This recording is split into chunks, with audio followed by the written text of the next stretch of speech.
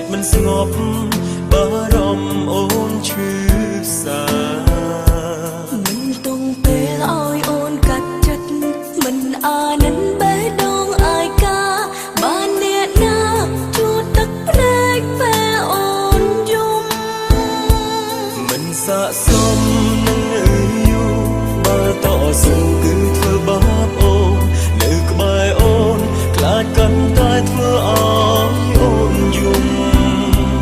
តែយ៉ាងណាក៏យំរួចហើយឈឺគ្មានស្បើយព្រោះចង់ជួបជុំ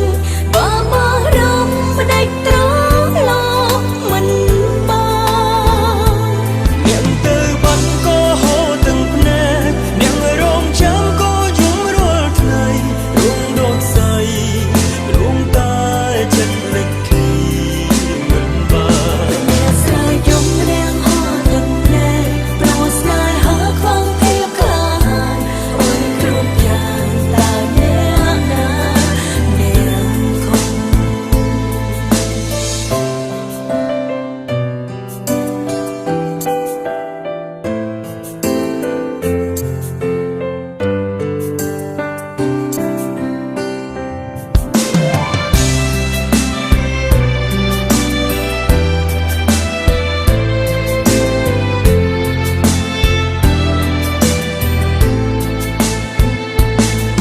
ស័ក្តិសមនឹងយូរបើតស៊ូគឺធ្វើបាបអូននៅក្បែរអូនខ្លាចកាន់តែធ្វើឲ្យអូនយំតែយ៉ាងណាក៏យំរួចហើយឈឺគ្មានស្បើយព្រោះចង់ជួបជុំបើមករំផ្ដេចត្រឡប់មិនបានអ្នកទៅបាត់ក៏ហូរទាំងភ្នែកអ្នករងចាំក៏យំរាល់ថ្ងៃរងរត់ស្អីរងតែចិត្តលេចឃ្លីមិនបានអ្នកស្រីយំរាំងហត់ទឹកភ្នែកព្រោះស្នេហាខ្វងភាពក្លាហានអូនគ្រប់យ៉ាងតែអ្នកណាអ្នកខំទៅបាត់ក៏ហូរទាំងភ្នែកអ្នករងចាំក៏យំរាល់ថ្ងៃរងដូចស្អីរងតែចិត្តលេចឃ្លីមិនបានអ្នកស្រីយំរាំងហត់ទឹកភ្នែកព្រោះស្នេហាខ្វងភាពក្លាហានអូនគ្រប់យ៉ាងតែអ្នកណាអ្នកខំអ្វីគ្រប់យ៉ាងតាអ្នកណាអ្នកខំ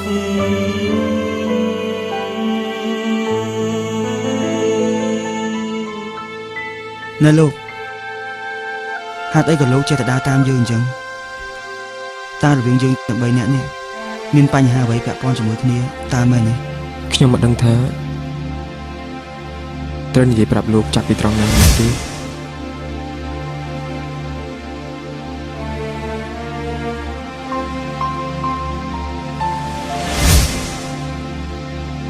ខ្ញុំសង្ឃឹមថាលោកអាចមើលថាបុព្វដល់សុភមង្គលឲ្យនាង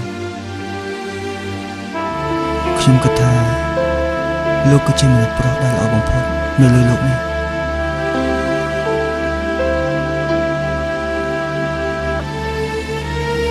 បងរាយហេតុអីបានជាបងព្យាយាមកាច់មុខពីអូនរហូតចឹងបងដឹងអូនថាអូននឹកបងរាល់ថ្ងៃ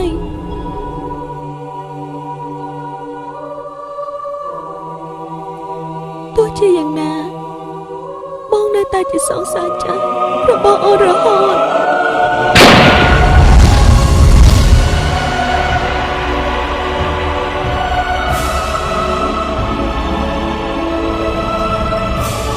ព្រឹកនឹងខ្លួនឡើងមាននរណានៅចិត្តនេះទេជួយព្រឹកមក